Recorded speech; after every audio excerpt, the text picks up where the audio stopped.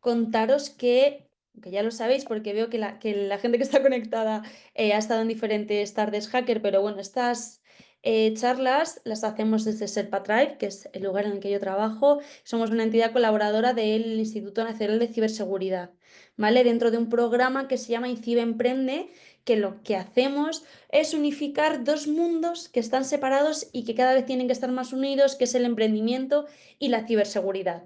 ¿Vale? Entonces, este tipo de eventos lo unimos para hablar de ello, para que los que sabéis de ciberseguridad, que sois muchos, empecéis a emprender, porque también es vuestro camino y también es vuestra oportunidad y Serpa está aquí para escucharos y para poder ayudaros. Y también para los que emprenden, que son muchos, que se formen en ciberseguridad, porque es súper importante. Entonces, lo que hacemos es eso mediante este tipo de charlas, talleres. Hackatones también hacemos, que seguro que habéis participado en algún hackathon. Y también tenemos programas de incubación y de aceleración. Entonces, si tenéis ideas y queréis emprender, estáis en el lugar correcto, podéis poneros en contacto con nosotros para llevar a otro nivel vuestras ideas, ¿vale? Un segundín, que no me pasa. Ahora, mi compañero Javier de Securo no ha podido conectarse, está teniendo problemas con la conexión, pero bueno, muchos también nos conoceréis gracias a ellos. Es una plataforma de Bug Bounty, ya lo sabéis, os dejo aquí el QR para que podáis fichearlo y para uniros a su comunidad, que cada vez están creciendo más y más.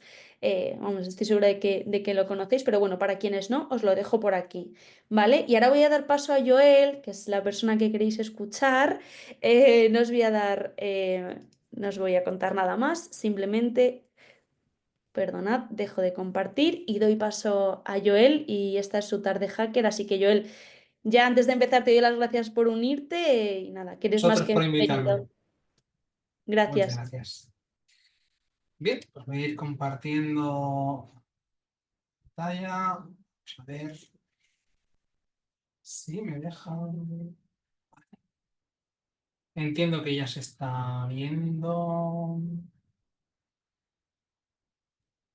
¿Me Sí, confirmáis que se ve se te la...? ve. Sí, vale, Sí, sí, sin fantástico. problema, se te ve, Joel. Si en algún momento no se Genial. te ve, te avisamos. Vale, dame un segundito que está la pantallita esta del chat que me está molestando. Ah, vale, vale, perfecto. Os tengo por una parte por el chat, ¿vale? Y por otra parte tengo la presentación. Iré mirando el chat de vez en cuando, ¿vale? Así que estaría genial que a medida que vayamos avanzando en la charla, pues vayáis participando, vayáis haciendo algunas preguntas y que sea algo pues bastante más dinámico, ¿no? Al final no quiero que sea solo un monólogo. Bien, dicho esto, bienvenidos y bienvenidas a esta maravillosa charla en la que nos vamos a adentrar en el apasionante mundo del Red Team. Os voy a explicar cómo funciona el Red Team desde dentro, ¿vale? Desde mi punto de vista, por así decirlo, ¿vale? En el que, bueno, ahora os contaré un poco quién soy y cuánto tiempo llevo dedicándome a esto, pero básicamente os enseñaré, pues, qué es lo que hacen los atacantes, cómo la gente de bien que nos dedicamos a esto, intentamos simular ser atacantes de la forma más realista posible para poder encontrar fallos antes que ellos, poder arreglarlos o parchearlos y evitar que, bueno, ciberdelincuentes y cualquier otro tipo de actor malicioso pues pueda comprometer una organización por falta de este tipo de pruebas de seguridad ofensiva. Bien, como os decía, pues mi nombre es Joel, trabajo como Senior Red Team Cyber Security Expert y me dedico a la simulación de adversarios o a las Red Team Operations. En el pasado trabajé como administrador de sistemas durante más de 10 años. Actualmente llevo más de 5 dedicándome exclusivamente al mundo del Red Team. También fui CTO de una startup, yo también emprendí en su momento durante un par de añitos. Luego, pues, bueno, no salió muy bien y lo tuve que dejar. Además de dedicarme al Red Team, pues soy profesor de hacking ético, pentesting y PowerShell y Red Team y muchas cosas para organismos y universidades de alto nivel, como la Universidad Politécnica de Cataluña, en la que soy profesor, digamos, más fijo.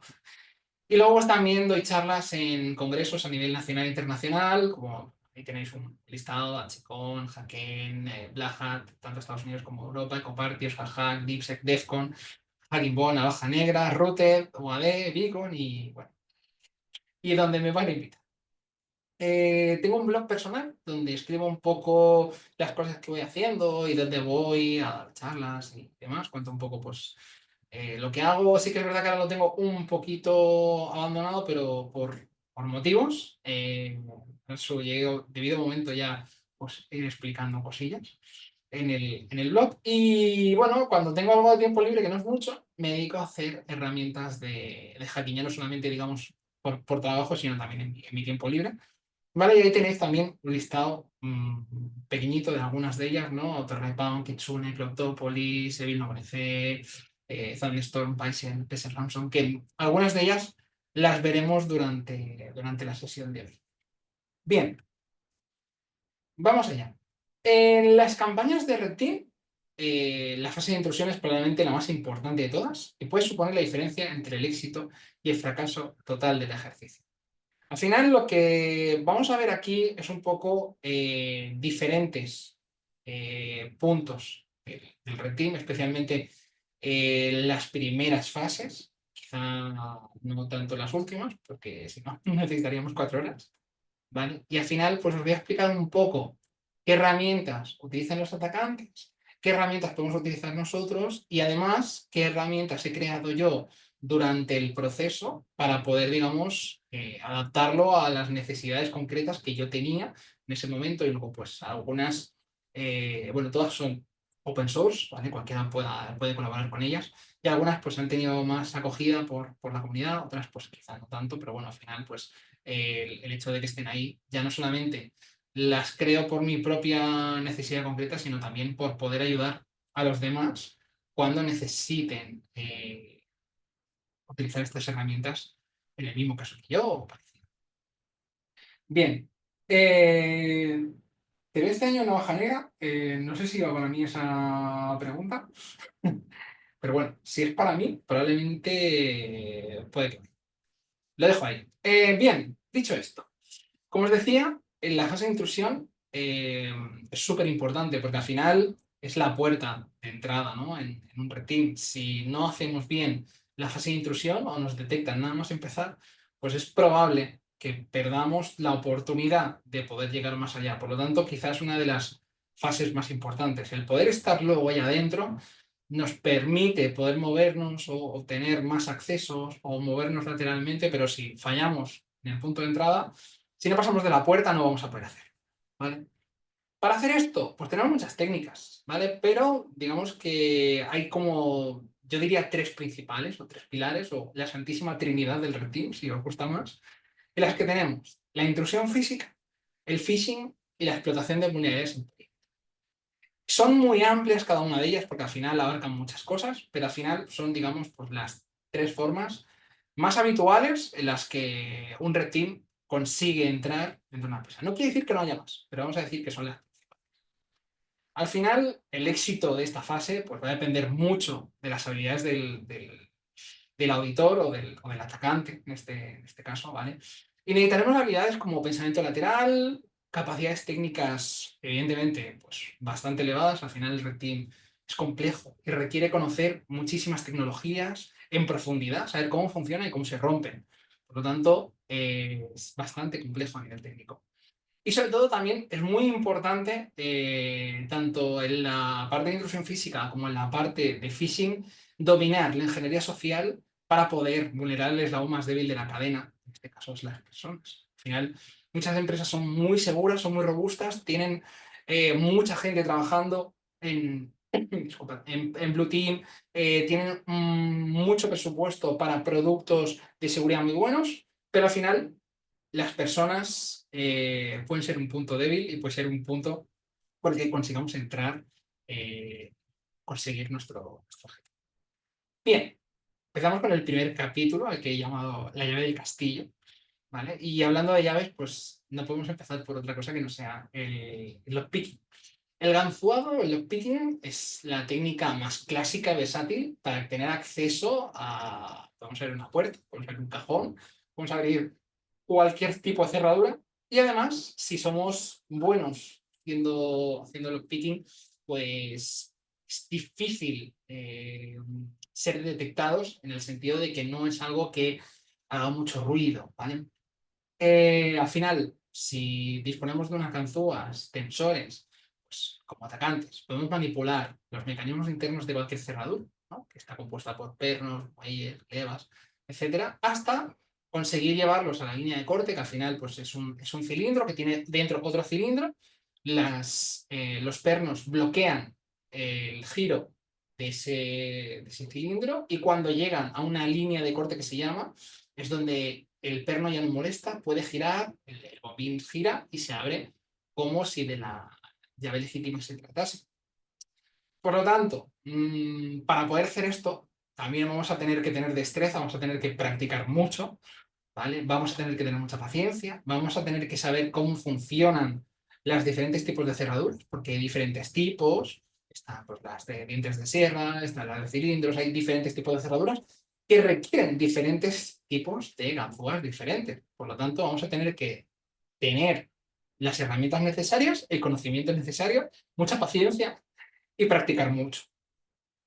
Una vez llegados a este punto, pues, voy a enseñar una pequeña demostración, ¿vale? En este caso, vamos a ver cómo pequeño ganfoado de un cajón, ¿vale? En este caso, no es necesario ni utilizar un tensor, que sería lo habitual, usar un tensor en una ganzúa, pero cuando la cerradura es muy mala, simplemente con una ganzúa se puede hacer la suficiente tensión para girar la cerradura y abrirla sin ningún problema, ¿vale? Entonces, como estáis viendo, aquí estoy abriendo un cajón en el que podría haber, pues, imaginaos, si estamos haciendo un red team y hemos entrado dentro, por lo que sea, ¿no? Hemos conseguido entrar de alguna forma, eh, y vemos eso, podríamos abrir un cajón, ahí podría haber contraseñas, podría haber una llave de acceso, podrían haber, pues, muchísimas cosas. Entonces, esto al final nos abre mucho las puertas a poder conseguir mejorar nuestro acceso.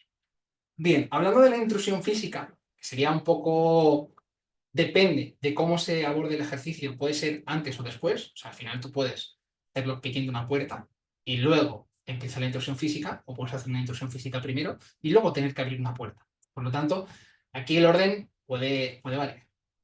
En cualquier caso, la intrusión física va más allá de abrir simplemente una cerradura. Implica camuflarse con el entorno y explotar cualquier resquicio de confianza o normativa para acceder a áreas restringidas. Al final, lo que queremos conseguir es entrar en un sitio, no llamar la atención, y que podamos estar dentro de una organización que no es la nuestra, sin que nadie sospeche. La mayoría, basta con actuar con seguridad.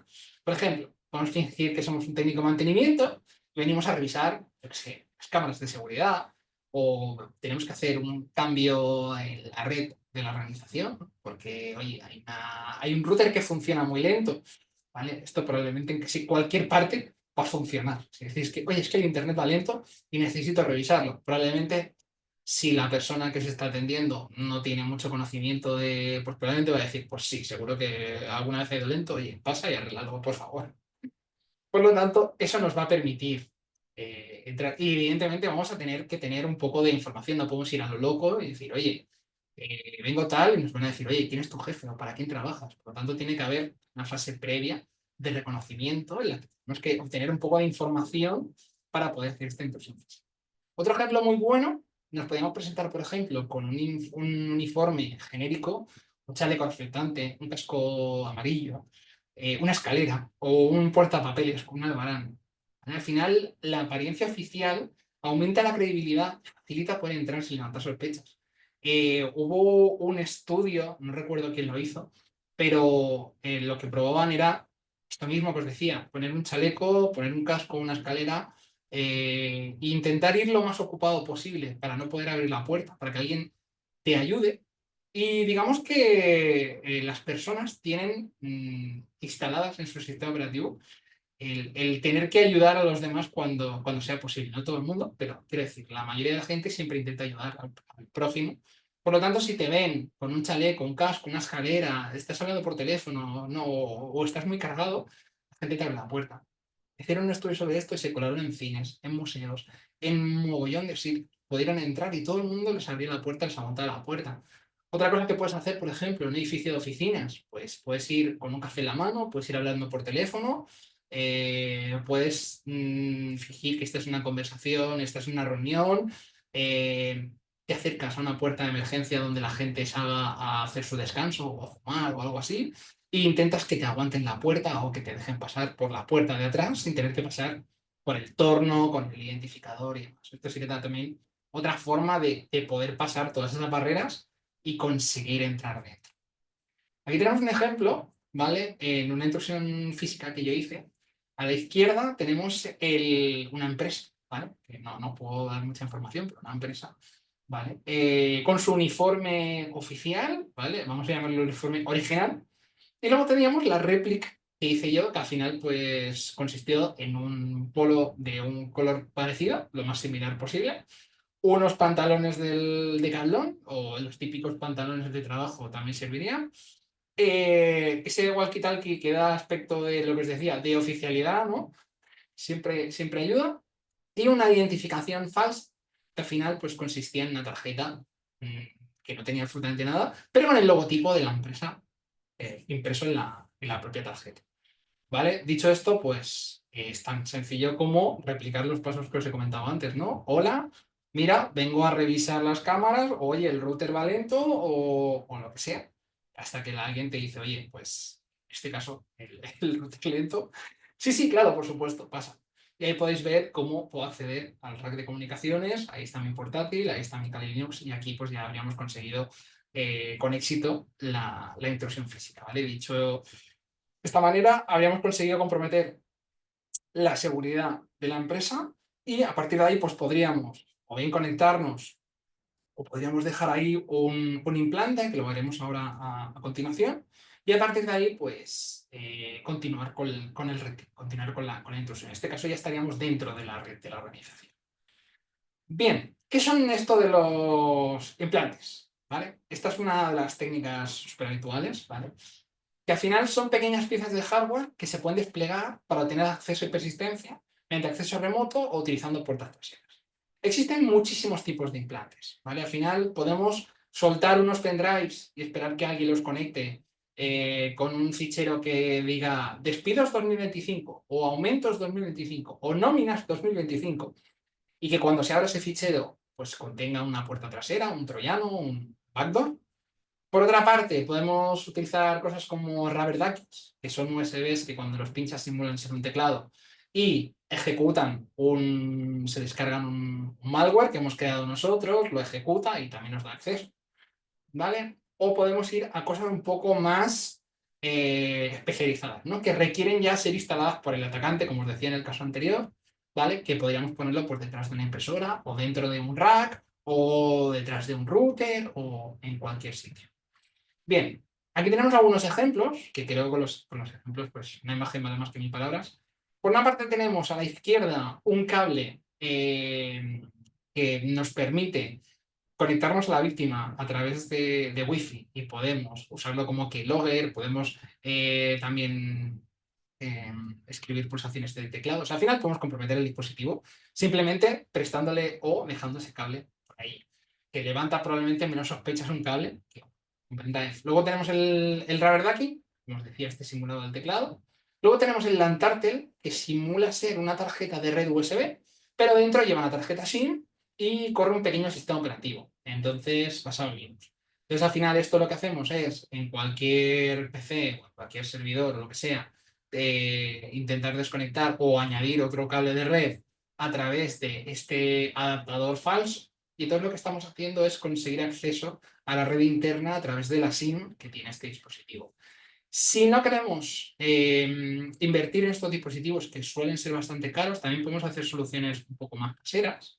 Por ejemplo, podemos utilizar una Raspberry Pi, esta o versiones más pequeñas, para replicar lo mismo que haríamos con el Lantartel. Además, podemos hacer o implementar scripts para bypassear el NAC, que es el Network Access Control. Podemos hacer muchísimas cosas. O luego, si, oye, no solamente quiero usar una Raspberry Pi o un Lantartel, quiero poder levantar máquinas virtuales, quiero poder comprometer las redes Wi-Fi desde ahí, quiero hacer cosas más avanzadas, pues podríamos utilizar placas como la que tenéis a la derecha en todo, que es la T-Panda, que básicamente sería un portátil muy potente en tamaño Raspberry. Por lo tanto, ahí podríamos levantar máquinas virtuales, eso tiene arquitectura x64, o sea, al final es un portátil, pero con ese sector de software.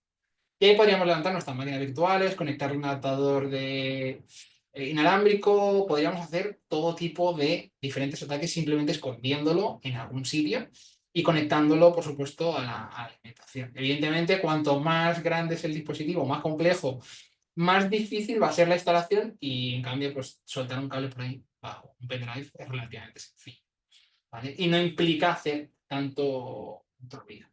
Recordad que si tenéis cualquier pregunta o queréis comentar cualquier cosa, tengo el chat aquí al lado, lo voy mirando de vez en cuando, ¿vale? Estaría genial que fuéramos viendo un poco entre todos y no fuera solo un monólogo, como os comentaba al principio. Vale, pues como ya hemos visto, digamos, la primera parte, vamos a la segunda, ¿vale? Ya hemos visto la parte de la intrusión física, ya hemos visto que nos podemos colar, que podemos engañar, nos podemos disfrazar, podemos abrir cerradura, podemos colocar cosas. Evidentemente también podríamos comprometer como os decía, la Wi-Fi, la red inalámbrica, y podríamos entrar por ahí, o podríamos utilizar hasta drones con una Raspberry, que esto también se ha hecho. Existen muchas formas de hacer esto, ¿vale? Pero bueno, dejando eso ya de lado, ¿vale? Pasaríamos a la segunda técnica, o al segundo pilar, ¿vale? De esta santísima trinidad del Red Team, que sería con tiempo y en acá. Aquí vamos a hablar de phishing, ¿sí? Vamos a ver un poco, pues, qué podemos hacer y qué herramientas tenemos. Al final, pues, como os adelantaba, es uno de los principales vectores de ataque en los ejercicios de Red Team y posibles puntos de entrada para el atacante. Al final, estas campañas de ingeniería social pueden abordarse de muchas formas, ¿no? Tenemos por una parte el típico phishing, luego tenemos el spear phishing, que sería ya mucho más dirigido a una persona en concreto, porque es alguien que tiene acceso a más infraestructura, porque vamos a por la gente de IT, o vamos a por un CEO, o vamos a por un VIP, ¿vale? Que esto pues, nos podría abrir muchas más puertas que comprometer a un pobre trabajador. Luego tenemos también técnicas más modernas como el phishing o los deepfakes, que intentamos simular la voz o incluso la voz y la imagen de otra persona, ¿vale? Y también podríamos técnicas parecidas al phishing, que sería el smishing, a través de SMS, que bueno, también se utiliza a día de hoy y todavía hay gente que cae en eso. Aunque bueno, también hay muchísimas variantes. Al final se puede aplicar a cualquier aplicación de mensajería instantánea, a través de WhatsApp, a través de Telegram, a través de lo que sea. Bien, como os decía, existen todo tipo de herramientas y contramedidas para realizar estos ejercicios de phishing o protegernos contra ellos. La verdad es que el mercado, o digamos también todo lo que a nivel de open source es muy maduro, al final es algo que se va haciendo muchos años y con los años pues ha ido mejorando tanto la parte atacante como la parte que defiende, ¿no? Y al final pues están, ya os digo, totalmente consolidadas por la industria de la ciberseguridad. Por otra parte, existen menos o pocas herramientas orientadas exclusivamente al spear phishing, y eso lo veremos luego, y también a cualquier otro tipo de ataque más sofisticado, ¿vale? Especialmente todo lo que sea simular la voz de otra persona o hacer un deepfake en tiempo real, a día de hoy requiere una gran capacidad de cómputo. Al final vamos a necesitar muchas tarjetas gráficas, vamos a necesitar mucha capacidad de proceso. Entonces, no es tan fácil o no es tan trivial como lanzar un phishing al uso, que lo podría hacer relativamente cualquiera con poquitos recursos, ¿vale? Al final, esto lo hemos visto, ¿no? Que algunos países pues tienen hasta call centers de gente haciendo campañas de phishing y no son países súper desarrollados precisamente. Por lo tanto, quiero decir, hacer un phishing pues se puede hacer relativamente desde un portátil cualquiera, por así decirlo, y en cambio, pues tener que hacer un deepfake en tiempo real, en una llamada por Zoom, por Teams, por Meet, por lo que sea, sí que requiere una gran capacidad de cómputo. Y evidentemente los atacantes esto lo saben y hay atacantes que tienen muchísima potencia y la utilizan para hacer este tipo. Bien, aquí os dejo algunas herramientas que no tienen por qué ser ni las mejores ni tienen que ser simplemente una lista que compuse en su momento, ¿vale? En las que hay varias herramientas que podéis probar para hacer este tipo de campañas de phishing, ¿vale? Pues tenemos APIs, Kingfisher, Visca, Evil King 2, Gofis, Evil Gofis, que es la suma, por así decirlo, de las dos anteriores, ¿vale? Que alguien dijo, oye, pues estaría bien juntar estas dos, pero lo juntó. Pero bueno, al final, yo os voy a hablar especialmente, en este caso, vamos a hablar de Gofis, vamos a hablar de Evil Kings, porque son las más conocidas, son las más famosas, son las que más se utilizan en el mundo del open source. Son muy potentes, aunque sí que es verdad que también hay, si no recuerdo mal, ahora estaba Vikings Pro, que era de pago, y Gofis no sé si había también alguna cosita de pago. Pero bueno, en cualquier caso, vamos a ver las versiones gratuitas. Casi todo el tiempo voy a intentar hablar de cosas que sean open source para que podamos verlo y lo podamos probar todo el mundo sin ningún tipo de limitación. Y aparte porque a mí el open source la verdad es que me gusta mucho. Bien, Gofis. Gofis tiene algunas peculiaridades y algunas cositas, ¿no? Que lo hacen específico para algunos tipos de phishing. BitLinks tiene otras cualidades y otras deficiencias, pero bueno. Al final, GoFish no funciona como un proxy inverso por defecto. No está pensado para que tú lo pongas delante de un servidor o delante de un dominio legítimo, sino para crear tu propio hosting, tu propia página web, tu propio clon, así decirlo, alojarlo tú y ser tú quien se lo está mostrando a la víctima. Y luego, en todo caso, pues le puedes redireccionar si quieres a la web legítima. Para usarlo es necesario contar con un servidor SMTP, un servidor de correo, ¿vale? Tendríamos que contratar un servidor de correo, un dominio, por supuesto, para poder enviar estas campañas de mails que se envían desde la propia herramienta, ¿no? La propia herramienta enviaríamos los correos, la gente ya recibiría el mail, clicaría, irían a la página web que nosotros hemos creado y ahí pues, se haría todo el engaño. La gestión se hace a través de un panel web, la verdad es que es bastante friendly, es bastante fácil de usar, la verdad, es bastante sencillo. Cualquiera lo puede usar incluso si no lo ha hecho nunca antes. Ahora veremos un pequeño vídeo en el que veréis que la verdad es que es muy sencillo. Tiene unas estadísticas y una trazabilidad muy buenas. Puedes saber quién ha recibido el correo, quién le ha dado clic, quién lo ha abierto, si alguien ha rellenado algún formulario, si... Bueno, puedes ver al final todo, todos los datos. Evidentemente, requiere algunos conocimientos de HTML, CSS para terminar de, digamos, de clonar la página a la que queremos suplantar, ¿no? Al final, pues, si tienes cero conocimiento, vas a llegar hasta donde te permite la herramienta, pero puede que necesites hacer algunos retoques o alguna cosita y vas a tener que tener esos conocimientos. Y lo bueno es que tiene, como os digo, un gran nivel de madurez de documentación, lleva muchos años. Al final hay un montón de documentación, tutoriales, vídeo de YouTube, gente usándola. O sea que al final, quiero decir, si hay algo que no tienes claro, vas a la documentación y está ahí. Tanto es algo que realmente funciona, lleva muchos años funcionando y probablemente lo siga haciendo. Bien, este es un poco el dashboard para que veáis un poco qué pinta tiene, ¿no? Al final, pues ahí tenemos un poco las campañas, los usuarios, podemos tener templates para los correos, podemos tener diferentes perfiles.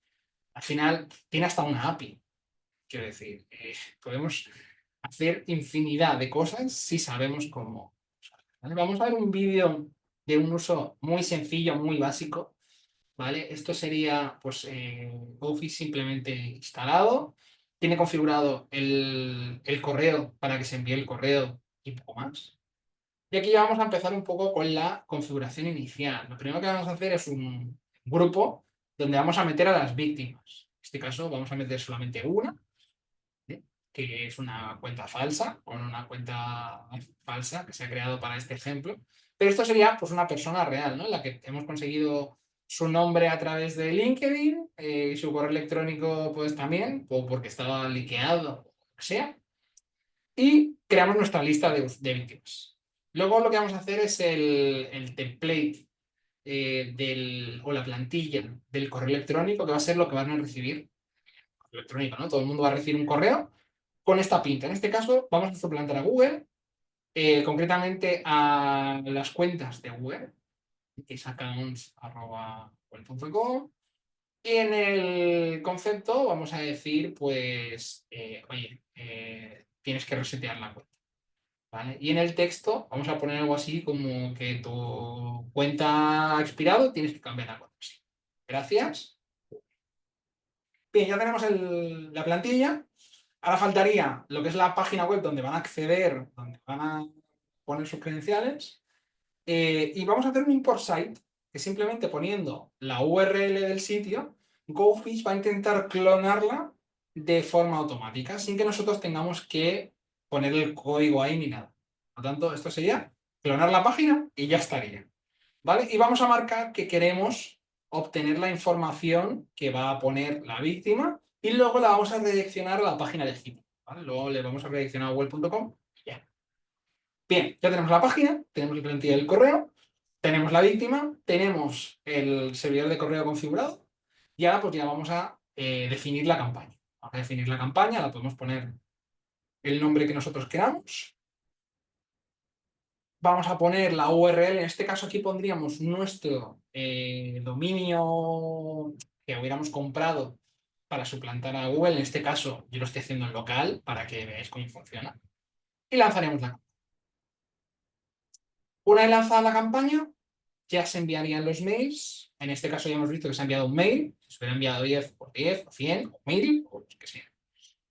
Y en este caso, pues como es una configuración muy básica, ha llegado al spam, pero bueno, ya intentaríamos comprar un dominio, configurar el de Kim, el de Mark, intentar hacer todo lo posible para que ese correo no llegue a spam. ¿Eh? Por tanto, la víctima pincharía en la URL maliciosa, que en este caso, como ya os digo, es mi IP, pero sería un dominio Google, ¿vale? Y ahí pues la víctima pondría su cuenta. Y en este caso Google tiene una protección para que cuando alguien pone sus credenciales, disculpad, creo que el vídeo se ha quedado muerto. Esto no sé por qué pasa. Disculpad. Vale. Hemos dicho que habíamos abierto el mail. Vale. Google, de paso, lo pauso. Google tiene una cosita, tiene una protección, que es que cuando tú pones aquí tu cuenta, te redirecciona para poner la contraseña en un segundo paso. No está la cuenta arriba y la contraseña debajo. Entonces, eso impide que, que un clonado así como el que hemos hecho funcione. Porque ¿qué va a pasar? Que ahora, cuando la víctima le dé a Next, se va a enviar la cuenta, pero no se va a enviar la contraseña. Y lo vamos a redireccionar a web de Google.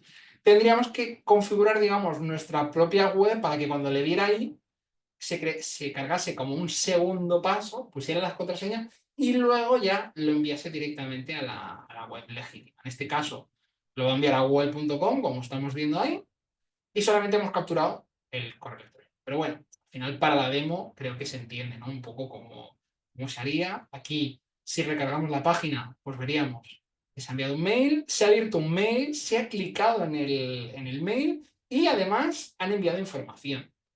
¿Vale? Por lo tanto, aquí ya podemos ver un poco qué es lo que ha sucedido, ¿no? Aquí vemos además con el tiempo exacto, con qué tipo de sistema operativo, con qué navegador, con todo, tenemos las cookies, ¿vale? Y al final pues tenemos ahí, en este caso como os decía, no tenemos la password, porque no hemos creado ese segundo paso, pero podríamos crearlo y capturar tanto el usuario como la password, ¿vale? Esto sería pues, como hacer un phishing con cookies. Bien, ahora vamos con EvictJinx. En este caso, sí que funciona como un proxy inverso o como man in the middle, si lo queréis llamar así. Al final lo que estamos haciendo es meter a EvictJinx en medio. Entonces hacemos que la víctima se conecte a EvictJinx y EvictJinx se conecte a la página legítima. Por lo tanto, ¿qué pasa? No tenemos que clonar la página, al final estamos cargando directamente la página legítima en la víctima, pero estamos añadiendo un paso en medio. Bueno, ¿qué tiene el Jinx? No requiere tanta configuración. Al final lo único que necesitamos es un perfil especial que conoce ese tipo de página, sabe dónde tiene que capturar las credenciales y las cookies y demás, que se llaman fishlets, y hay un montón, hay para LinkedIn, para Gmail, bueno, para un montón para Okta, yo qué sé, para un montón de soluciones. Luego, lo que es a nivel de acceso y gestión, en este caso sí que se hace a través de la consola o la terminal, ya no es a través de un panel web, ya no es tan friendly, ya es más un poco más para hackers. Su uso es muy sencillo, pero ya no tiene tanta trazabilidad. Ya no sabemos cuándo. No tiene ese seguimiento que tiene Gofis. Al final, en Gofis podemos hacer unas estadísticas brutales y aquí quizá no tanto, ¿vale? Pero sí que es verdad que también es una herramienta que ya lleva tiempo. Ahora han sacado una versión Pro. Yo la verdad es que no he tenido la ocasión de probarla. A lo mejor en la Pro sí que tiene ya esto que os comento que le faltaría. Probablemente sí, y más siendo de pago. Pero en cualquier caso, la versión gratuita, pues también os digo, ya mucho tiempo, hay mucha documentación y es muy fácil de usar. Esto sería un poco lo que veríais al lanzar Evil Links, ¿vale? Y aquí tendríamos un poco, pues lo que os comentaba, los diferentes Fishlets. Para Amazon, para Facebook, para LinkedIn, TikTok, WordPress, Airbnb, Booking, GitHub, PayPal, bueno, en fin. Hay una barbaridad de Fishlets, o sea que probablemente si es una compañía conocida, va a existir. Y en el caso de que vayáis a suplantar pues, la intranet de una empresa en particular, no es muy difícil programar un Fishlet. Y a día de hoy, pues habiendo IA, todavía más. Vamos a ver un poco cómo funciona. Esto está grabado en tiempo real para que veáis el tiempo que se tarda exactamente en lanzar una campaña con ¿vale? Hemos lanzado la herramienta, ¿vale? Ahora lo que estamos haciendo es decirle, oye, quiero que utilices este dominio en concreto, que es el que yo he comprado, ¿vale? En mi caso se llama evildomain.eu. Luego vamos a configurar la IP del, del servidor, ¿vale? Ya hemos puesto ahí la IP.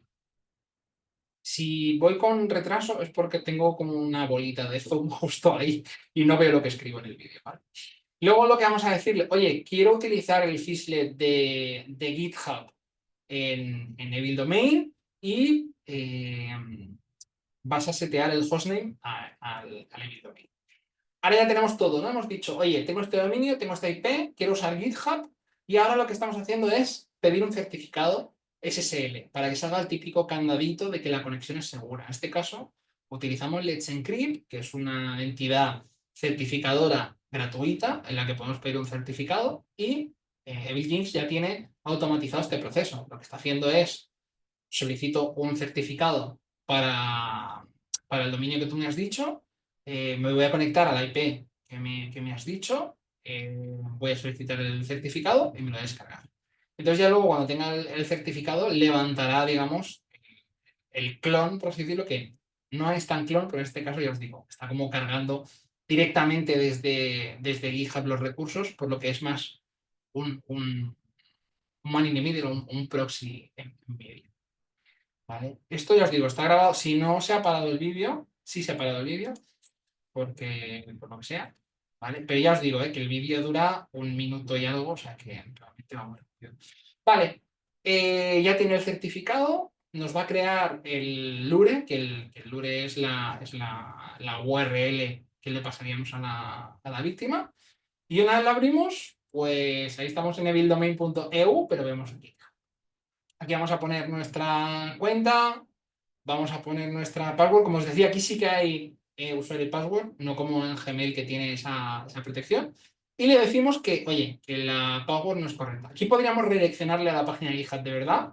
El usuario diría, ay, me he equivocado. La volvería a poner y al ponerla por segunda vez ya funcionaría y no notaría nada. Y ahí tenemos capturado pues tanto la credencial, ¿no? Tanto la cuenta como la contraseña. ¿Vale? Como os decía, en este caso era más sencillo porque estaba arriba y abajo, que no había un segundo paso, como en el caso de Gmail. Bien, luego vamos a alguna técnica que salió hace relativamente menos, ¿vale? Que es el browser in the browser, que al final pues es cargar un navegador falso dentro del navegador real. ¿Vale? Es como cargar una especie de frame, pero que se puede interactuar con él, ¿vale? Y tiene su propia ventana, lo podemos mover dentro del navegador y nos da la sensación de que es un pop-up, pero no es un pop-up, ¿vale? Al final es muy fácil de instalar y desplegar, no requiere mucha configuración, sí que se necesitan muchos conocimientos de HTML para esto. También funciona a través de consola, es compatible con diferentes plataformas y sí que es verdad que no tiene prácticamente nada de trazabilidad y hay muy poca documentación y hay muy pocas pruebas de concepto, ¿vale? Al final, esto es es una prueba de concepto, como os decía. Ese marco que estáis viendo ahí, pues no es real, es mentira, ¿vale? No es un pop-up, pero el usuario cree que es un pop-up, el típico de cuando haces login con Google, por ejemplo, y pone ahí sus credenciales. Y al atacante, pues le llega las credenciales tal y como está ahí. Vamos a ver una pequeña demostración de una prueba de concepto que hizo un amigo mío que se llama David. Ahí tenéis su GitHub, ¿vale? Y la prueba de concepto. Y bueno, es bastante sencilla. Al final es lanzar la herramienta. Ahí ya se crea, digamos, la página web está, el SPA está aquí. Entonces, esto sería desde el punto de vista de la víctima, ¿vale? La víctima le da ahí al login with Google, se abre el pop-up, pero no es un pop-up. Ya os digo, esto está dentro del navegador. Y entonces la víctima pone ahí sus credenciales y le llegan al atacante, ¿vale? Esa ventana no se puede sacar fuera del navegador, está cargada dentro de la página, pero da la sensación de que es legítimo. ¿Vale? Ya veo que por el chat que os está gustando las herramientas que estamos viendo, aunque más.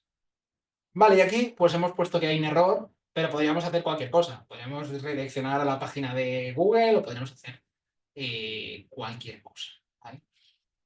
Esto sería desde la parte, como os decía, víctima. Aquí tendríamos la parte del atacante. No sé por qué se para el maldito vídeo. Pero bueno, por suerte ya quedan pocos vídeos. Al final es ejecutar la herramienta, ¿vale? La herramienta ya está corriendo aquí en este puerto.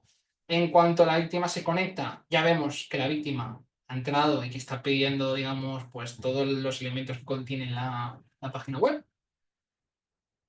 Y a partir de ahí, aquí el usuario, la víctima, le está dando a lo de Google, se le está abriendo el pop-up, pam, pam, y ahora ahí está. Ya ha puesto las credenciales y hemos capturado pues eso, la cuenta y la contraseña. También podríamos capturar las cookies o podríamos capturar cualquier cosa.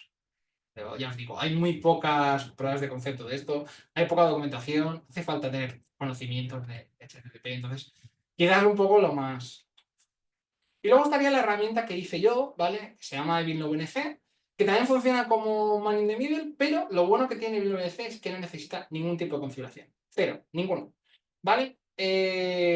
Lo que hacemos es, y se verá mejor en la siguiente slide, es, yo levanto un contenedor, dentro de ese contenedor cargo un navegador a pantalla completa, modo kiosco, con la página legítima, o sea, cargamos la página legítima, ¿vale? Aquí ya no hay ni hosting, ni proxy, ni no. Estamos cargando la página legítima. Pero la cargamos en mi ordenador. Entonces yo te doy acceso a una especie de escritorio remoto por web, mi navegador, o sea, mi ordenador, a mi contenedor en este caso. Y entonces tú entras en la página legítima y cuando yo he visto que estás dentro, te corto la sesión y me quedo con tu sesión. ¿Vale?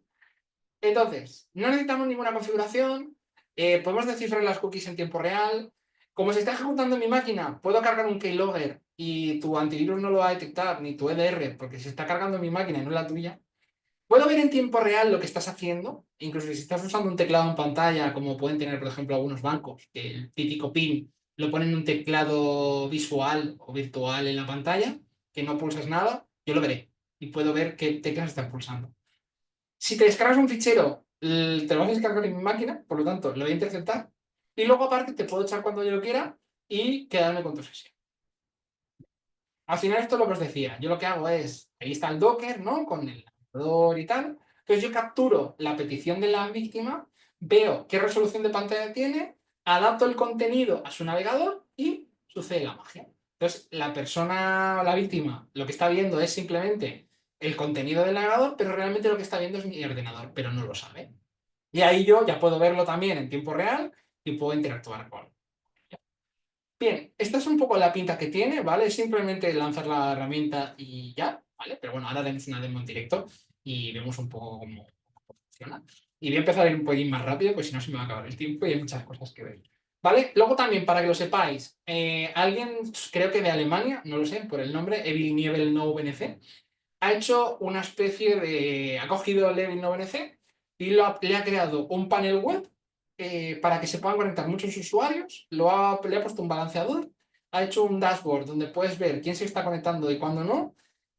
levanta un contenedor para cada cliente y puede ver qué están escribiendo, qué está haciendo, puede ir a visualizar uno en concreto, bueno, una barbaridad, ¿vale? Tiene esta pinta y entonces está aquí, pues digamos que ves un poco qué es lo que está haciendo la gente, dónde se están conectando, si quieres ver a uno, clicas y lo ves. Sería como Evil 9NC super vitaminado. Aunque bueno, es importante decir que Evil 9NC estaba pensado para hacer spear phishing y esto ya es una herramienta de phishing al uso, ¿vale? Entonces yo la creé para atacar a una persona en concreto, no a un grupo grande de usuarios, ¿vale? Y aquí pues bueno, tienes ahí un poco pues todos las víctimas con sus mails, qué están haciendo. Dicho esto, vamos con Evil 9NC, que vamos un pelín cortillo de tiempo, vale. Lo que voy a hacer es, voy a entrar en Evil 9NC, ¿vale? Y lo voy a empezar contra Gmail.com, ¿vale? En este caso, pues ya tenemos corriendo gmail.com. Aquí, pues utilizaríamos un dominio que hemos comprado, bla, bla, bla, bla, bla, ¿vale? Y entonces la víctima lo que haría, pues sería conectarse a ese dominio. En este caso, vamos a usar la IP directamente. Y lo que pasa es que carga una página de carga de Cloudflare, supuestamente, que es la que está capturando el lenguaje que utilizas, tu resolución de pantalla, para adaptar el ataque a ti, ¿vale? Y aquí ya tendríamos la página de Gmail que estaría viendo la víctima. Bien, ¿qué haría la víctima? Pues entraría con su cuenta de correo, ¿no? Y pondría aquí su Gmail, bien. Pondría la contraseña y pondría su segundo factor de autentificación, que lo vamos a poner, por supuesto. Bien, un segundito, vamos a ponerlo.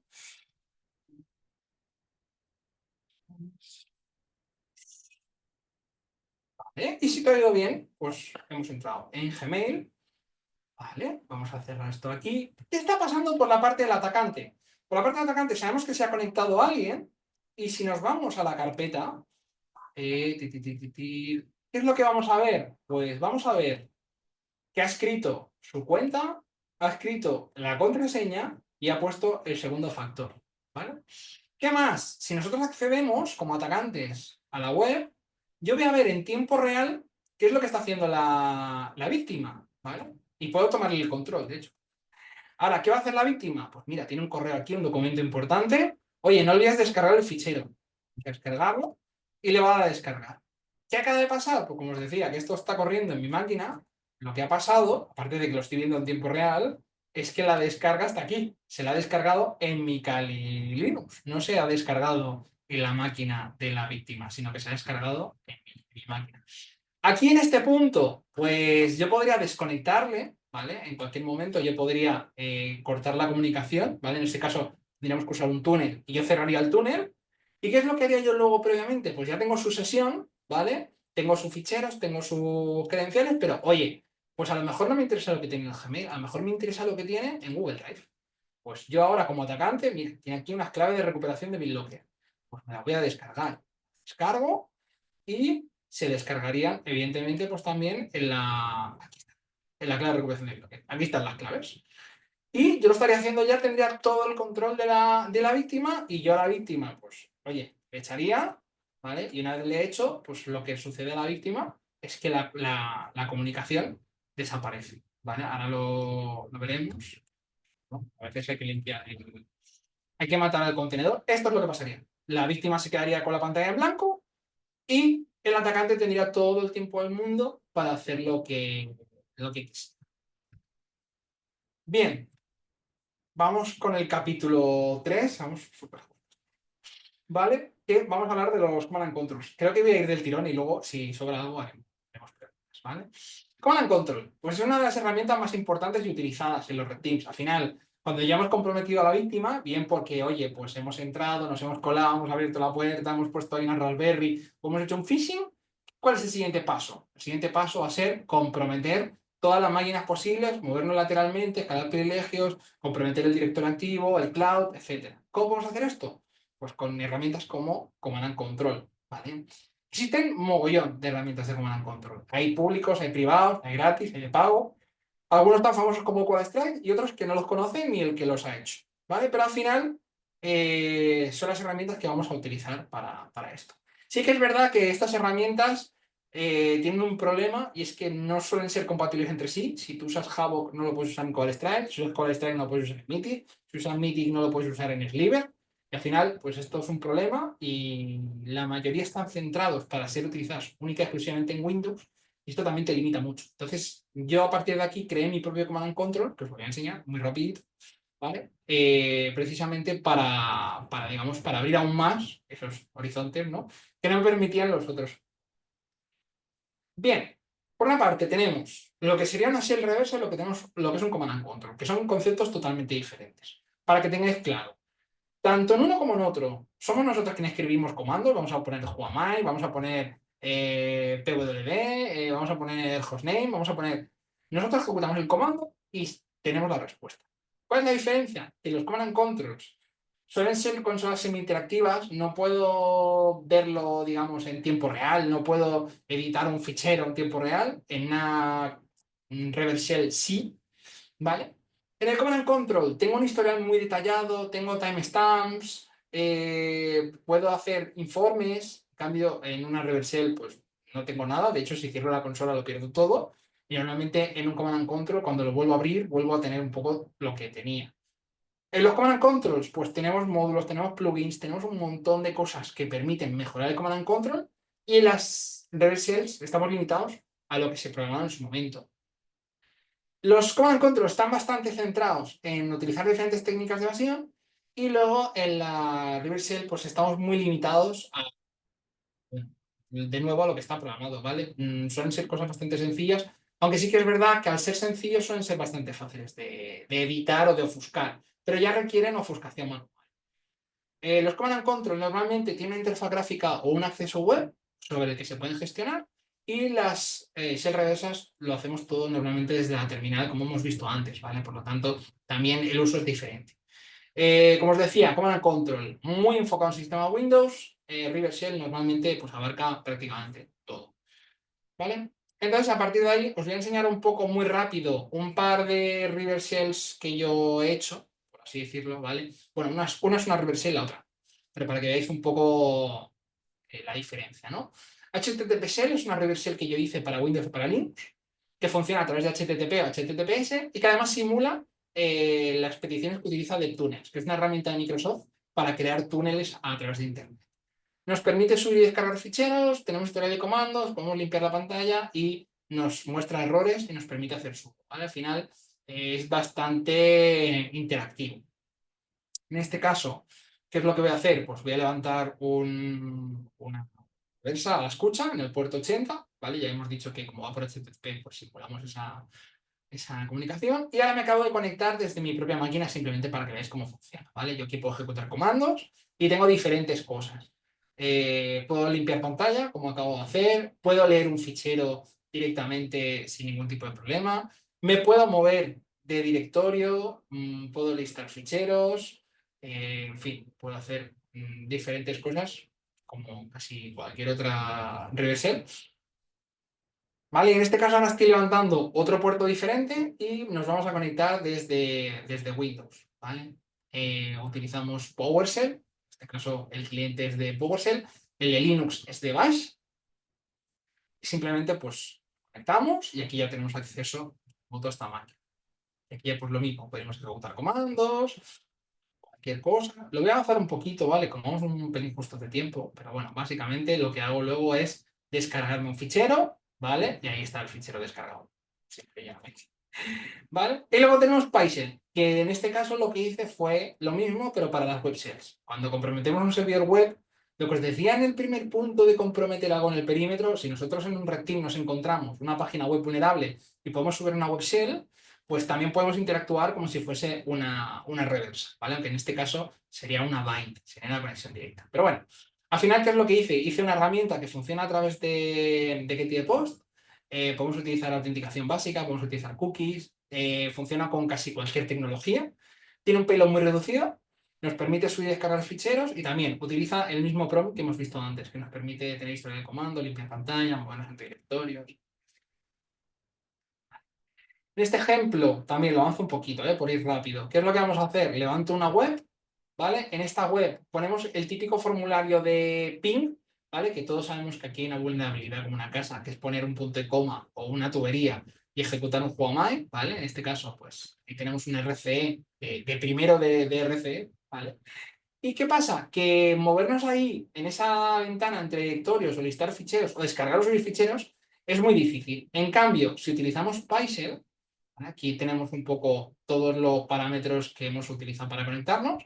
Ya tenemos una web shell aquí como una reversa. Y podemos listar cosas, nos podemos mover de directorio, podemos descargar y subir ficheros, podemos hacer un montón de cosas, ¿vale? Que esto en las web shells normalmente suelen tener mucho código, son muy complejas. Esta está pensado para ser todo lo opuesto, ¿vale? Como muy sencillita de usar y funciona muy rapidito y muy fácil, ¿vale?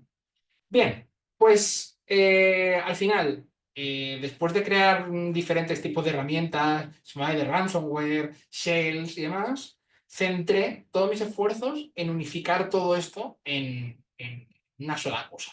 Y al final, toda esa suma de todo eso acabó siendo un command and control al que llamé Kitsune. Bien, Kitsune es una palabra japonés que significa zorro, aunque esa palabra se utiliza tradicionalmente para nombrar un espíritu del bosque con forma de zorro, cuya función es proteger bosques y aldeas, que suele estar representado como una mujer que está en forma de zorro o que cambia de forma, o es una mujer con colas de zorro, ¿vale? Y según la mitología japonesa, el zorro es un ser inteligente que posee habilidades mágicas, las cuales se ven incrementadas con el tiempo y el aprendizaje. Los kitsunes no solamente ganan poder con el tiempo y el aprendizaje, sino que también tienen como mayor poder a medida que sus colas van aumentando. Y el más poderoso de todos sería el kitsune de 9 colas. Bien, yo qué es lo que he hecho. He creado un command and control que utiliza diferentes herramientas y a cada una de esas herramientas las he llamado colas. De ahí un poco el nombre. ¿Cuál fue lo que me motivó a crear esto? Pues al final, ya sabéis, la típica lista de 10 cosas que hacer antes de morir. Pues primero que tenía lista de escribir un libro, la verdad es que ahora mismo no tengo tiempo de escribir un libro, aunque estaría bien escribir todo esto en un libro de latín. Plantar un árbol, pues como que no, se me mueren hasta los bonsáis, así que no. Tirarse en paracaídas tampoco es muy buena idea porque me mareo los aviones. Así que finalmente lo siguiente en la lista era crear mi propio comando. Hace unos años, antes de que la IA estuviera de moda, lo que estaba de moda en el mundo del red team era tener tu propio command and control, y si no lo tenías, pues eras nadie. Así que, bueno, hace como 3 años o así. Me puse con ello y, bueno, también hubo otro factor, fue un poco lo que me motivó de verdad, y era que cuando empiezas en un red team, lo que sucede es que primero pues encuentras una vulnerabilidad y tienes una shell. Luego te mueves y encuentras otra, y luego te encuentras otra, y luego te encuentras otra, y luego te encuentras otra, y luego te encuentras otra. Y al final te acaba explotando la cabeza y dices, no sé en qué terminal está, ¿dónde está mi shell? ¿Dónde está mi web shell? ¿Qué estoy haciendo? La he cerrado, la he perdido, y al final, pues, fue un poco lo que me dio el paso a crear esto, ¿vale? Kitsune, tiene una interfaz gráfica moderna y responsiva, con diferentes métodos de conexión, como os decía. Tiene historial de comandos y ejecución, tiene compilador de payloads, tiene delivery, tiene sistemas de perfiles y informes.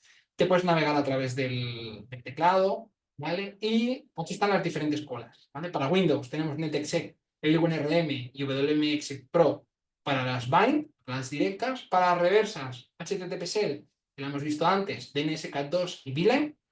Y para Linux tenemos para las bind Poncat, para reversas otra vez HTTP-SEL, DNSCAT2 y Poncat otra vez. Para web shell, PyShell, lo hemos visto antes. Y luego el delivery lo podemos hacer por HTTP, HTTPS, FTP, NFS y SMB. ¿Cuál es el objetivo de Kitsune? Pues el objetivo al final era crear un nuevo estándar para complementar a otros command and controls. Al final, Kitsune es capaz de gestionar como web shells, shell reversas directas, sesiones de SSH, todo lo que no tendrías dentro del C2, pero en cambio si tienes pues CodeStrike, por ejemplo, y Kitsune, con eso deberías de poder cubrir el 90% de lo que estás haciendo. Vale, al final también quería obtener una versión gráfica de herramientas conocidas, pues si el RM te gusta mucho, pero lo quieres usar de forma gráfica, lo puedes hacer en Kitsune. Luego, complementar cada una de esas herramientas con funciones únicas que solo existen en Kitsune. Por ejemplo, PyShell no tiene para ofuscar las web shells, en Kitsune sí. NetExec no tiene shell interactiva o semi-interactiva, en Kitsune sí. Y así con cada una de las herramientas. Luego al final, pues te facilita la gestión al tenerlo todo en una única ventana, tienes trazabilidad de ejecución a través de histórico y además tiene lo mejor de todo, que es el reinicio rápido y no perder las conexiones, ¿vale? Para los más nerds, esto está creado en Python 3 utilizando Tkinter. Todas las herramientas se interceptan con PECspect, que lo que hace es coger el stdin y el stdout y manipularlo para que se envíen los comandos a herramientas y la salida se muestre en la interfaz gráfica. Cada proceso y cada listener y cada cosa que está en la interfaz gráfica es un thread diferente. El delivery del HTTP se hace con el módulo que viene por defecto en Python. Todas las sesiones, perfiles y comandos, todo se guardan en ficheros JSON. Y además tiene un bajísimo consumo de recursos, 1% de CPU y 100 megas de RAM aproximadamente. ¿Vale? En Coal Strike creo que eran como casi 300. Ah, sí. ¿Cómo está estructurado? Pues tenemos una carpeta para los datos, una para la ayuda, otra donde están los módulos, otra donde se guardan los payloads, una donde guardaremos los perfiles y los podemos cargar, una donde están las diferentes herramientas que hemos dicho que se llaman colas, los temas, pues si te gusta más en azul, en rojo, en verde o en púrpura, y luego el fichero en sí mismo, ¿vale? Y lo más importante de todo, que era lo que os comentaba de las autorreconexiones, ¿vale? Que en este caso pues lo he llamado Nekomancer. La palabra japonesa neko significa gato, que junto a la palabra nigromancer o nigromante en castellano, que sería algo así como hechicero especializado en las artes oscuras, capaz de destruir la vida, resucitar a los muertos, invocar a los espíritus, forman el nombre de esta extraña criatura que tenéis a la derecha, que es el necomancer. Necomancer, ¿qué es lo que hace? Pues es capaz de controlar la vida, la muerte y la resurrección de las shells, haciendo posible que éstas vuelvan a la vida independientemente de si son directas, reversas o se han perdido en el ciberespacio. ¿Vale? Vamos a verlo muy rapidito, ¿vale? Porque ya os digo que vamos muy justitos de tiempo. Ya no sé ni lo que estoy haciendo. Vale. Control, Kitsune. Vale, os voy a enseñar, por una parte, vamos a abrir Kitsune. Por otra parte, vamos a abrir Havok, por ejemplo, ¿vale? Para que veáis un poco cómo son los command and control. Y luego vamos a abrir también un core, ¿vale? Por abrirlo. Vale, bien. Aquí tendríamos el típico Coal Strike con todo lo que trae. Luego tenemos Havok, que sí que es verdad que es open source, igual que Kitsune, Cobalt es de pago. Está muy limitado, ya que por defecto pues no trae cosas como delivery, solamente podemos compilar payloads solamente para Windows, no podemos conectarnos a ninguna máquina Linux, ¿vale? Tenemos muchísimas limitaciones, ¿vale? En Coal Strike sí que tenemos un poco más pues el script de web delivery para enviar los payloads por web. Tenemos pues Stage, tenemos, en fin, muchas más cositas que en Havok. Y luego tendríamos Kitsune. Como os decía, Kitsune, cosas que tiene muy buenas, pues por ejemplo, si yo tengo una shell de PyShell, en este caso ya tengo una y la he adelantado para, por si vamos mal de tiempo. Yo tengo una sección de PyShell y no la quiero usar en PyShell. Yo lo que puedo hacer es copiar esto de aquí, me puedo venir aquí y digo, oye, yo tengo una web shell en PyShell, está aquí y me quiero conectar por post. ¿Vale? ¿Y qué es lo que va a hacer? Esto va a lanzar un PyShell por debajo y yo ahora aquí puedo ejecutar cualquier comando, ¿vale? ¿Y qué es lo que pasa? Que si yo cierro esto y lo vuelvo a abrir, tengo todo. Si por lo que sea se me pierde la conexión, a lo que a veces la voy a tumbar, lo acabo de tirar. Se cierra el Necomancer, que está aquí, se va a reconectar automáticamente porque está habilitado, ¿vale? ¿Qué más? Me puedo conectar a una sesión SSH si tengo los datos, cosa que esto no lo pueden hacer en ningún otro command control, ¿vale? En este caso me voy a conectar por SSH a una máquina Linux, ¿vale? Y ahí está, y también lo mismo. Podemos ejecutar comandos, podemos saber dónde estamos, tenemos historial de comandos arriba y abajo, nos podemos mover izquierda, derecha, arriba y abajo. Cosas que tiene también Kitsune que no he visto en ningún command and control, pues si tú, por ejemplo, haces un sudo command, te pide la password, ¿vale? Yo si la pusiera, la veríais, pero lo que puedo hacer es ponerla así, para que no se vea, modo password, escribo la password y ya puedo ejecutar cosas, ¿vale? Al final es como una especie de shell interactiva dentro de un control. Cosas que puedo hacer, pues puedo levantar aquí un listener, por ejemplo, creo que IP, igual que haría en Java o en cual está, ¿eh? epa. Vale, con Beeline, por ejemplo, ¿vale? Y ya tenemos Beeline corriendo, como si lo hubiéramos ejecutado en la consola. Y luego, ¿qué podemos hacer? Pues, oye, no tengo ningún listener de HTTPSL, de SCAT2, pero de Beeline sí, y quiero una DLL, ¿vale? ¿Esto qué va a hacer? Va a compilar una DLL, si ahora nos vamos a payloads, ya la tenemos aquí, y luego lo que quiero es, por ejemplo, pues, oye, la voy a copiar por SMB, ¿vale? Y ya tendríamos el SMB corriendo. Pues, ¿qué haríamos ahora? Nos iríamos a esta máquina Windows Server 2025, ¿vale? Con Defender habilitado, con todo al día, todo bien, todo, ¿vale? Sin exclusiones y sin nada, ¿vale? Y aquí nos conectaríamos en Payloads y cogeríamos esta DLL, abriríamos aquí una terminal y haríamos un XVR, Beeline, ¿vale? A priori, pues ha funcionado, no ha saltado ninguna alerta, no nada, ¿vale? Aquí nos han llegado autenticación NetNTLM, aquí pues tenemos un poco todo el log de todo lo que ha pasado, y si todo ha ido bien, pues cuando pasen unos segundos nos debería de llegar la conexión. Vamos a ver si nos llega. Cosas más que podemos hacer, pues podemos guardar este proyecto, lo podemos llamar como Red Team, y luego pues más adelante podríamos cargarlo y tener diferentes perfiles. Si estamos haciendo Hack the Box, si estamos haciendo diferentes Red Team, tenemos la sesión, ¿vale? Y esto está funcionando pues perfectamente, ¿vale? Podemos hacer un system info, por decir algo, ¿vale? Esto carga un poco. Y luego pues podemos decir, oye, quiero hacer un report, ¿vale? Vamos a hacer un report que se llame Red Team 1. Y nos vendríamos a los reports. Y aquí tendríamos el PDF y en HTML también, que me gusta más cómo se ve en HTML. Aquí tendríamos el report. Aquí tenemos un poco qué es lo que hemos ejecutado, la máquina, la IP, el proceso, todo. Al igual que hace un poco Cobalt Strike. Esto Havok tampoco lo hace. Vale. Lo dicho, yo aquí podría, pues, oye, como es un red team, lo pongo en rojo y cuando estoy jugando a Hack the Box lo pongo en verde y cuando estoy haciendo el laboratorio de los FP lo pongo en azul. Y si esto lo guardo luego en un proyecto, cada proyecto recuerda el color que tenías, los listeners que estabas utilizando, etcétera. Y luego además, pues esta versión que es la 2, ¿vale? Trae cositas nuevas que no están todavía publicadas en la versión de GitHub, ¿vale? Que tenéis aquí pues, los shortcuts. Ahora es mucho más fácil moverse directamente con el teclado por toda la interfaz. Y luego tenemos esto que lo presentaré próximamente en algunos congresos, que es Aikido, ¿vale? Ahora lo que he hecho es añadir la inteligencia artificial, ¿vale? Podemos elegir qué tecnología de inteligencia artificial queremos usar. Si yo, por ejemplo, quiero deshabilitar el antivirus de esta máquina, pues yo le digo a Aikido, hola, a decir, pues, hola, ¿cómo puedo deshabilitar el Windows Defender desde PowerShell?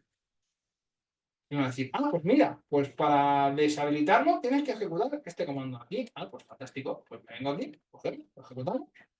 Y si todo ha ido bien, se deshabilitará el antivirus. ¿Vale? Y le podemos hacer cualquier tipo de pregunta. Pero bueno, si queréis saber más sobre esto, lo contaré en alguna charla muy prontito. ¿Vale? Y bueno, pues aquí ya vendríamos aquí a ver qué ha pasado. Y evidentemente, pues antes estaba habilitado y ahora está deshabilitado. ¿Vale? Me encantaría seguir enseñando todo lo que hace Kitsune porque hace una barbaridad de cosas que otros Command and Control no hacen, pero no nos da tiempo, ¿vale? Así que vamos allá al último paso, ¿vale? Que es a la fase de ransomware, ¿vale? Ransomware. Todos conocemos ransomware, es un tipo de malware que cifra los datos y que luego te pide que pagues para tener la clave de cifrado o incluso para no vender los datos si te los han robado, ¿vale? Que esto se conoce como la doble extorsión.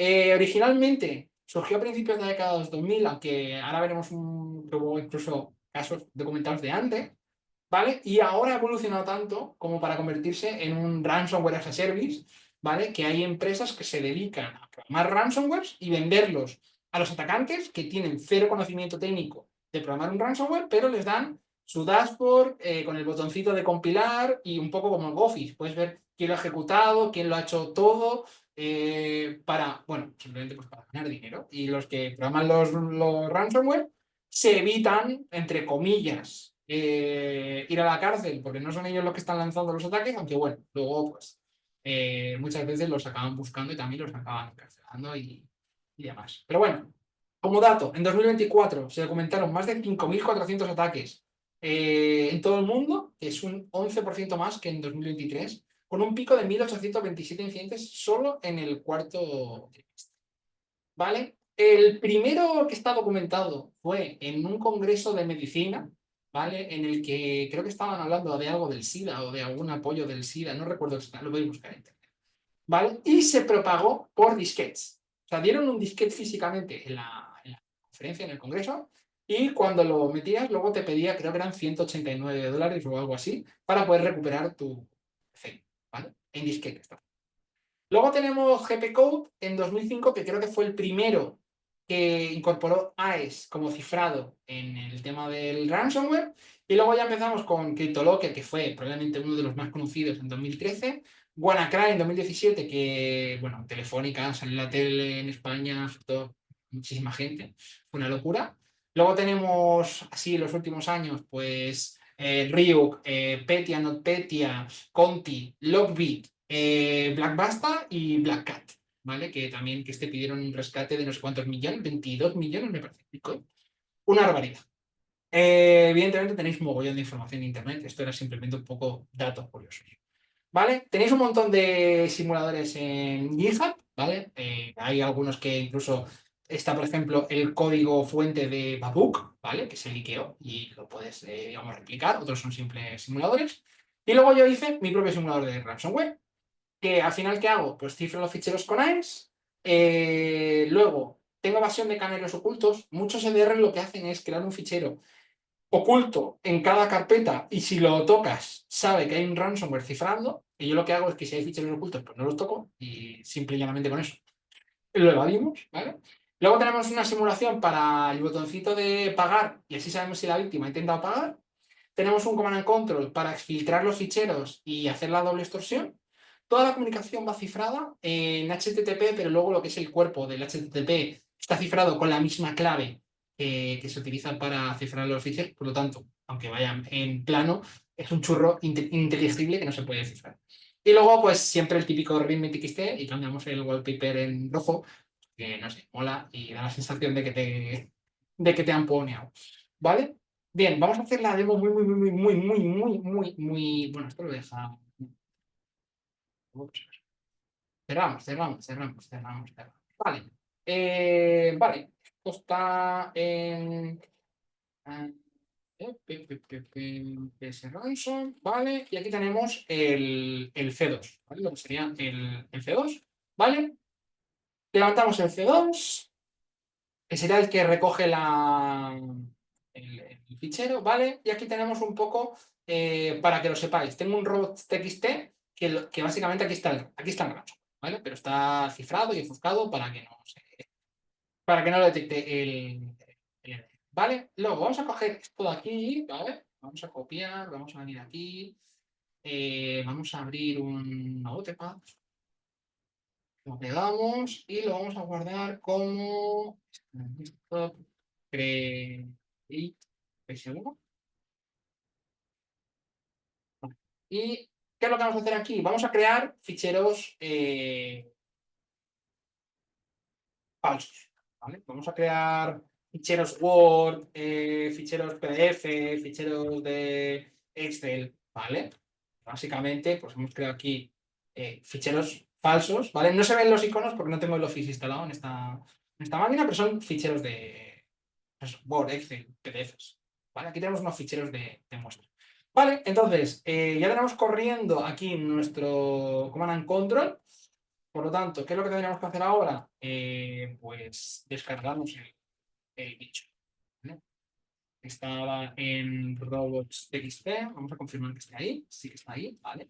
Pues nada, lo ejecutamos. Y ahora deberíamos de tener psransom, psransom, ¿vale? Por lo tanto, psransom, ¿vale? Aquí tenemos la ayuda.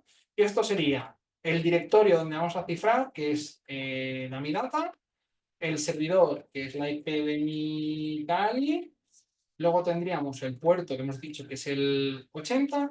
Y luego vamos a exfiltrar los ficheros y queremos la demo, ¿vale? Que la demo lo que hace es que te cambia el wallpaper a rojo y te muestra una calavera y hace así, pues bueno, un poco como hacen los ransomware de verdad, ¿vale? Yo creo que no la he liado, creo que está todo ok. Vamos a lanzarlo, ¿vale? Sí, a priori, ¿vale? Va a cifrar lo que hay en Namidata, ha encontrado el command and control, ha generado la clave y está cifrando. ¿Qué vemos por aquí? Pues fijaos, nos llega el hostname, el usuario, cuándo ha sido, la clave de recuperación, la lista de ficheros que ha cifrado y ahora nos deberían de estar llegando los ficheros con la exfiltración, ¿no? Un poco lo que os decía, la doble extorsión. Te va a pedir dinero por si quieres recuperarlos y aparte te voy a pedir más dinero para no hacerlos públicos. ¿Vale? Y esto es lo que hacen las campañas de ransom, ¿vale? Y esto es algo que en el mundo del Red Team se está pidiendo mucho, ¿vale? La simulación de adversarios. Oye, me da igual que te cueles, me da igual que me hagas un phishing, me da igual que me comprometas el directorio activo, pero también cuélame un ransomware porque también quiero saber si mi organización es capaz de parar un ransomware. ¿Vale? Y bueno, cuando nos lleguen todos los ficheros, que no deberían de faltar muchos, lo que pasará aquí es que se pondrá el wallpaper en rojo, saldrá una calavera, ¿vale? Y nos daremos cuenta de que algo no va bien, ¿vale? Si fuéramos una víctima, pues de repente lo que pasaría sería esto, ¿vale? Diríamos, uy, ¿qué ha pasado aquí?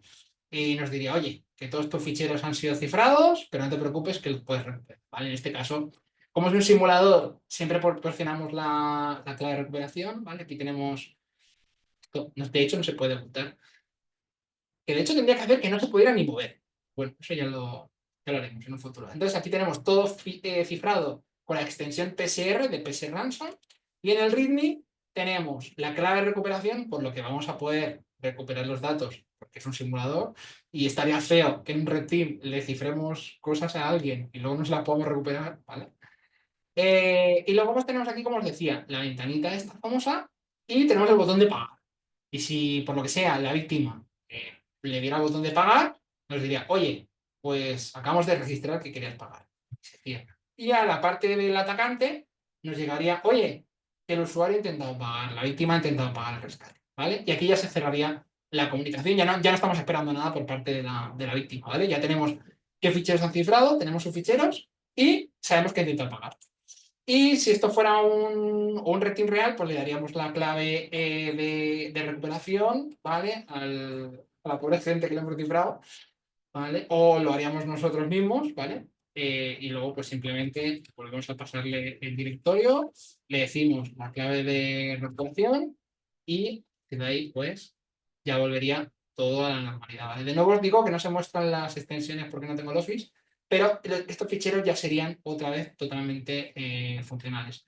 Sí que es verdad que falta la parte de volver a dejar el wallpaper como estaba, eso no está programado, pero bueno, quiero decir, lo pondremos para que cuando lo descifres te devuelva también el wallpaper a su origen, ¿vale? Y ahora ya sí que sí,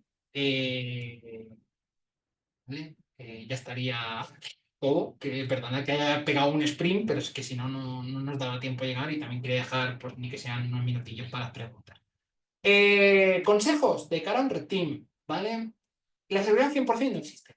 Da igual el dinero que se gaste en una empresa, da igual cuánta gente tenga trabajando, siempre van a haber zero days, siempre van a haber vulnerabilidades, siempre va a haber gente que no está lo suficientemente formada como para caer en un phishing, siempre va a haber la posibilidad de hacer una intrusión física. Evidentemente, hay empresas que tienen un nivel de madurez muy alto y es muy difícil encontrar una vulnerabilidad en el perímetro, es muy difícil colar un phishing, es muy difícil colarte tú físicamente, es muy difícil clonar una tarjeta de acceso porque no están utilizando tarjeta Mifare Classic, están utilizando unas que son súper robustas. Quiero decir, que eso tampoco hemos hablado, ¿no? También hay formas de clonar los accesos de la gente y entrar con eso. Pero como os decía, no da tiempo a todo. Al final, como la seguridad 100% no existe, nosotros como red teamers tenemos que buscar esa ventana o ese hueco por el que colarnos, ¿vale? Y al final va a depender mucho de nuestro análisis previo y decir dónde está el fallo o dónde creemos que está para intentar entrar. Esto va un poco relacionado con el segundo punto, y es el atacar primero hacia la herida. Mucha gente se centra en intentar sacar 0 days o en intentar romper. Voy a intentar evadir un EDR que es súper bueno y es súper robusto. Pues es que a lo mejor hay una máquina que no tiene EDR o que está utilizando Windows XP. Por lo tanto, ¿por qué quieres ir a por la máquina súper segura cuando al lado tienes una máquina con Windows XP sin antivirus? Por lo tanto, es mucho más fácil entrar por ahí, ¿no? Al final, el león va a ir a por la gacela coja, no por la más rápida. Porque al final lo que le interesa es comer, por lo tanto, cenar. Entonces, siempre vayamos un poco, es un poco la idea que intento transmitir. Oye, si hay una opción fácil, intenta ir a por la opción fácil. Y de nuevo, esto está otra vez relacionado con el tercer punto, que es la navaja de Occam. Que la navaja de Occam simplemente dice esto, ¿no? Que la idea más sencilla, o al final, o la solución, es la más sencilla. Muchas veces, como red teamers, tendemos a darle muchas vueltas a las cosas, pensar mucho, complicarnos mucho la vida, y a veces las cosas más sencillas funcionan. Y realmente va a tener más impacto algo que es muy fácil de explotar que no un 0 day súper rebuscado y súper complejo y hay que hacer reversing y hay que hacer un rochain y hay que... A veces es algo como, oye, que resulta que esto que tienes aquí es súper fácil de explotar y eso va a tener mucho más impacto, va a ser más fácil de explotar y al final pues va a ser mucho más satisfactorio para todos, ¿vale? Por lo tanto, aplicar siempre este concepto. Por otra parte, aunque no aplica siempre, no tienen por qué ser siempre las opciones de pago mejores que las que no, ¿vale? Quiero decir, si no tienes acceso a CodeStrike, no pasa nada. Tienes soluciones como Havok, como Tsune o como las que sean. Si no pagas el Devil Jinx Pro, bueno, pues puedes seguir utilizando la versión gratuita. Puedes crear tu propia herramienta, ¿vale? Que es un poco también, me gusta enlazando los puntos.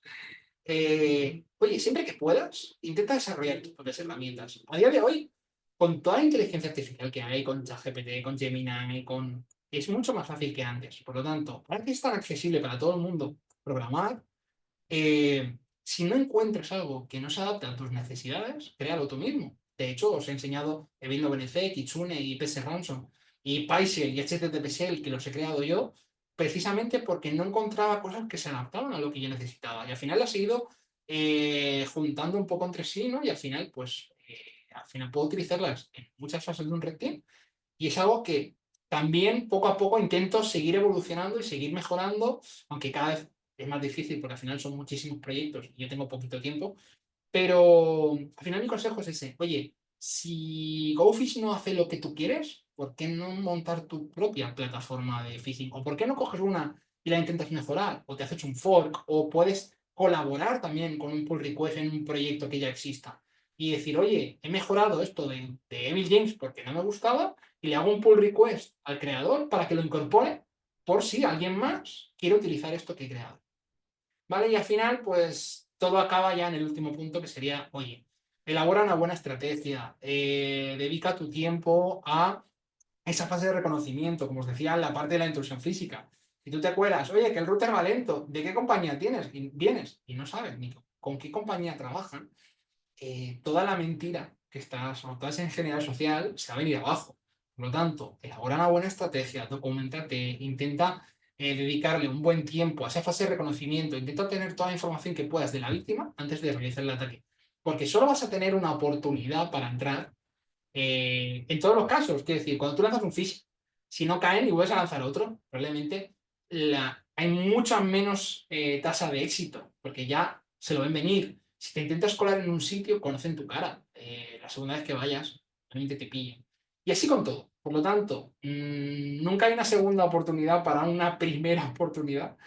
Así que elabora muy bien tu estrategia para que esa primera oportunidad sea satisfactoria, consigas entrar y a partir de ahí, pues, puedas hacer un poco todo lo que hemos visto y mucho más. Hasta aquí estaría la charla, así que muchas gracias a todos. Mm, Creo que tenemos un par de minutos para preguntas que me lo confirmen.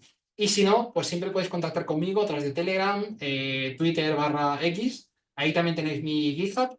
Soy yo el GMSec en todas partes, por lo tanto, podéis buscarme, podéis hablar conmigo y estaré encantado de ayudaros en todo lo que pueda.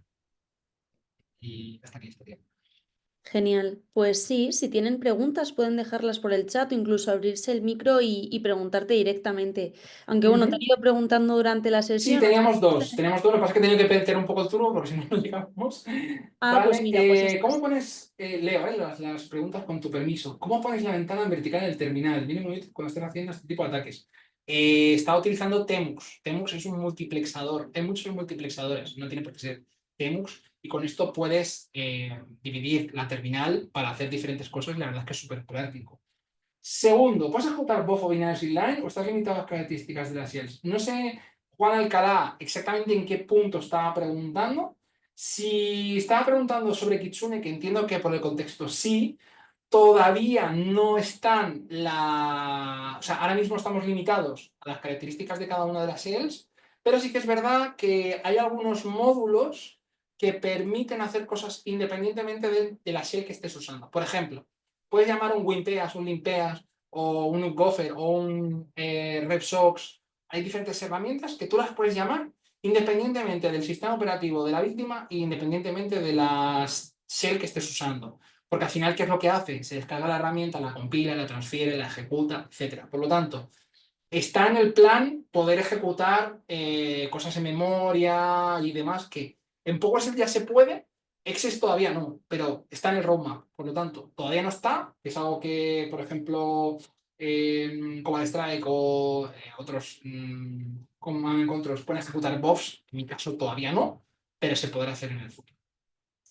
Usar todo es ilegal. A ver, esto estamos hablando siempre de hacking ético, evidentemente, cuando una empresa te contrata para poder hacer esto contra un cliente, por ejemplo, en el caso de una consultoría o en el caso de que tú emprendas, es lo que comentábamos antes, ¿no? Y montes tu propia empresa de ciberseguridad, todo esto se tiene que hacer debidamente con un contrato firmado, con permiso. De hecho, hasta la intrusión física tiene que tener un salvoconducto, que es un documento firmado y sellado por la empresa que en el caso de que te pillen haciendo intrusión física, puedes decir, no, esto es una prueba de seguridad, me has pillado, pero que sepas que tengo permiso para hacerlo. Y ahí está el nombre del responsable, el teléfono, el sello de la empresa, todo se tiene que hacer siempre legal y por escrito.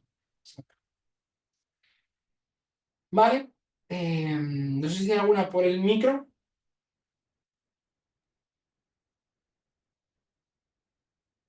Parece que no.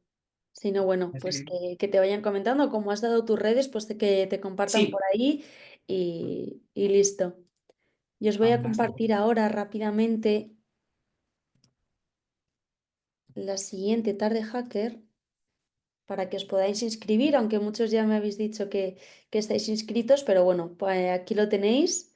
Que por cierto, ya tenemos a Javier de Securo por aquí, no sé si quiere deciros algo o no, pero bueno, ya os dejamos aquí la siguiente. Ah, sí, seguro que lo has hecho bien. Ya, pero bueno, estaba viendo, He hecho lo que he podido.